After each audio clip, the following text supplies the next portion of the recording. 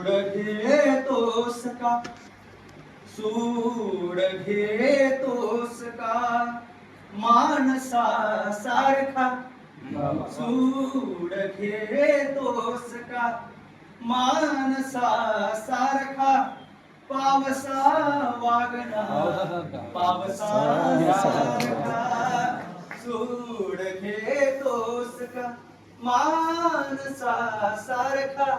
पावसा वागना पावसा सारखा कोण देवाप्रमाणे समजते मला कोण देवाप्रमाणे समजते मला आणि कोणास राक्षसासारखा आणि कोणास मी राक्षसासारखा माणसाहून आहे कुठे वेगळा माणसाहून आहे कुठे वेगळा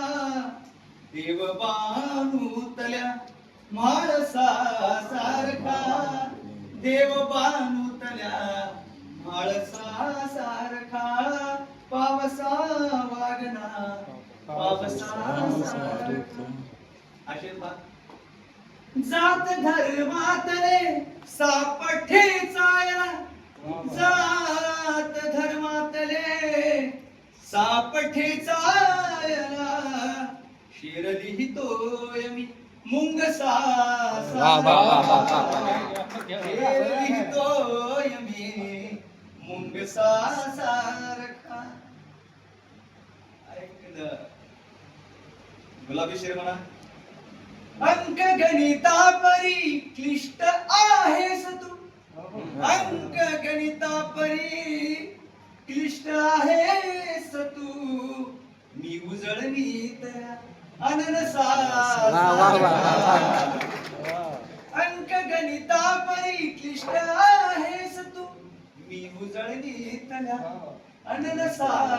सारखा मी उजळणीत अननसा सारखा पावसा वागना पावसा सारखा गझल काय सरांनी सांगितलं मानतो मी हरिणी प्रमाणे गझल मानतो मी हरिणी प्रमाणे गझल ती समजते मला पाडसा सारखा ती समजते मला पाडसा सारखा गझलेमध्ये शेवटच्या शेरामध्ये गझलकार जो आहे तो आपलं एक टोपण नाव किंवा आपलं नाव वापरण्याची मूळ पद्धत आहे त्या अभंगांमध्ये आपण तुकामध्ये वगैरे खल्लूस त्याला गझलीच्या भाषेत खल्लूस म्हणतात चंद्र माझं नाव चंद्रकांत असल्यामुळे चंद्र चंद्रमा असे त्या खल्लूस वापरत असतो आणि तो अर्थपूर्ण शेअर करण्याचा प्रयत्न असतो गझलकाराचा उगाच वापरायचं म्हणून वापरायचं नाही तर तो शेअर मी कसा लिहिला पाहिजे आवडलं ते दान दे भाकरी मागते घर भुकेले म्हणून भाकरी मागते घर भुकेले म्हणून काढतो चंद्र मी चौरसा भाकरी मागते घर भुकेले म्हणून भाकरी मागते घर भुकेले म्हणून काढतो चंद्र मी चौरसा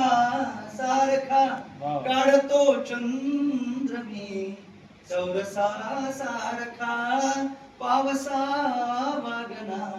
पावसा सारखा